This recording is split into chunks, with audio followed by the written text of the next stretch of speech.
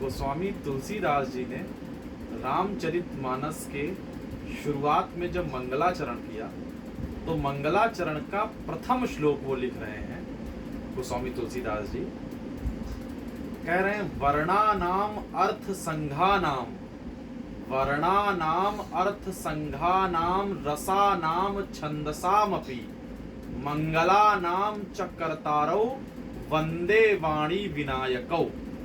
फिर से सुनिएगा। पहला श्लोक गोस्वामी तुलसीदास जी द्वारा बालकांड रामचरितमानस में लिख रहे हैं वर्णानाम अर्थ संघानाम रसानाम छंदसामपि मंगलानाम च कर्तारौ वंदे वाणी विनायकौ।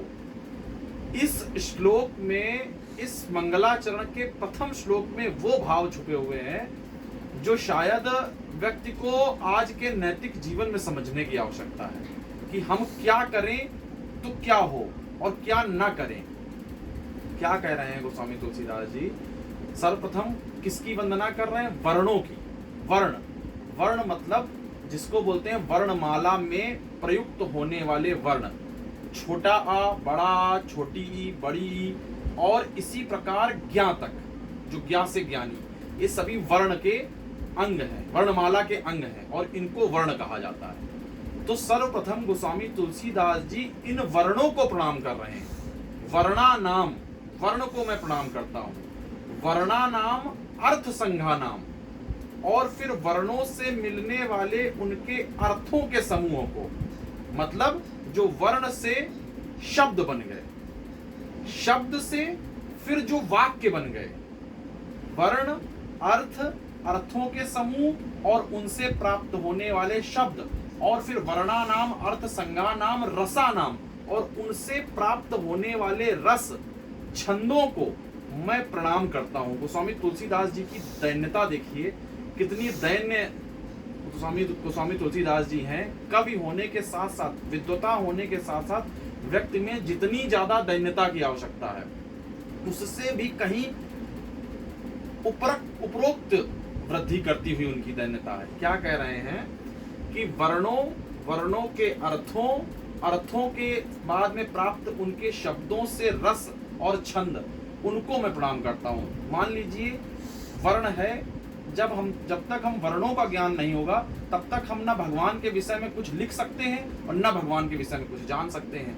तो भगवान को जानने की पहली कक्षा यही है कि हम उन वर्णों के विषय में जाने। माना कि वो मान लीजिए इस प्रकार से वो कह रहे हैं कि जिस दिन मैंने कक्षा 1 जब पढ़ी होगी, जब मैंने वर्णों को पढ़ना शुरू किया होगा, तभी भगवत रति को प्राप्त करने के लिए मैं अग्रसर हो चुका था। इस प्रकार से गोस्वामी तुलसीदास जी कह रहे हैं। अब क्या कह रहे हैं? वर्णा नाम अर्थ संज्ञा नाम रसा नाम छंदसाम अपि मंगला नाम च कर्तारो, मंगल के करने वाले, सदैव मंगल ही करने वाले, मंगला नाम च कर्तारो वंदे वाणी विनायको। अब किसको वंदन कर रहे हैं? वाणी, वाणी अर्थात वाणी की देवी मां सरस्वती। हमें किसी भी बात को व्यक्त करने के लिए हर व्यक्ति में, चाहे वो विद्यार्थी हो, चाहे वो प्रोफेशनलिज्म में हो, या चाहे वो किसी भी प्रकार से क्रिया प्रतिक्रिया में निपुण हो, तो उसकी वाणी में निपुणता के लिए मां सरस्वती की कृपा की आवश्यकता होती है। इसलिए व्यक्ति को मां सरस्वती की पूजन की आवश्यकता होती है। चाहे वो बालक हो, विद्यार्थी रूप में हो, तब भी उसे मां सरस्वती की कृपा की आवश्यकता पड़ेगी। क्यों?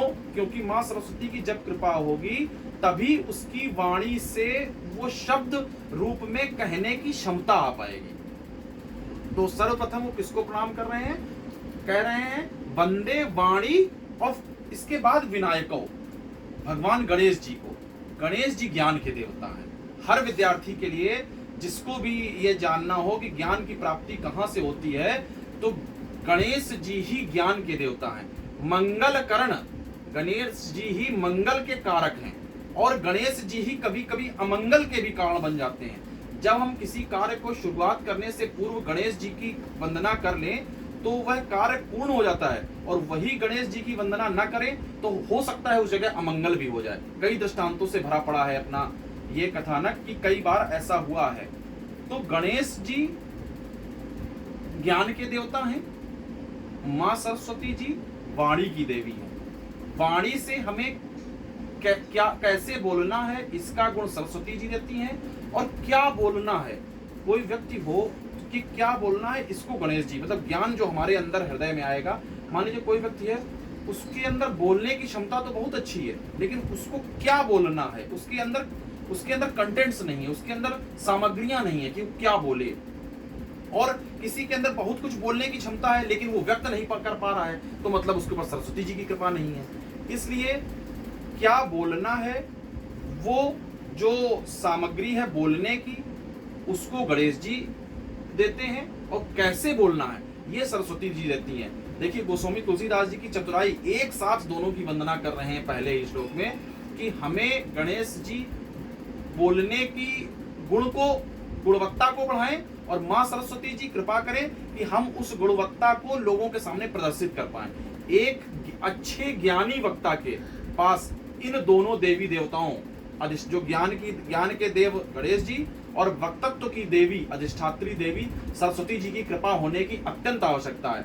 इसलिए किसी भी कार्य को शुरुआत करने से, विद्यार्थी जीवन हो या आपका किसी भी प्रकार का आध्यात्मिक जीवन हो या आपका किसी भी प्रकार का कार्यशैली का जीवन हो, इन दोनों की अत्यंत आवश्यकता है। तभी व्यक्ति बोलचाल में निपुण हो सकता है और ज्ञान का भी प्रवर्तक हो सकता है। इसलिए मां सरस्वती जी की वंदना सर्वप्रथम करना चाहिए, और ज्ञान के देवता गणेश जी की गजाननम भूत गणादि सेवितम कपित्थ जम्बू फलचारु भक्षणम उमा सुतम शोक विनाशकारकम नमामि विघ्नेश्वर पाद पंकजम। और मां सरस्वती के हे हंस वाहिनी ज्ञान दाहिनी अम्ब विमल मति दे। इस प्रकार से इन दोनों की कृपा की अत्यंत आवश्यकता है विद्यार्थी जीवन में भी और आपके आध्यात्मिक जीवन में या आपके क्रियाकलाप के जीवन में।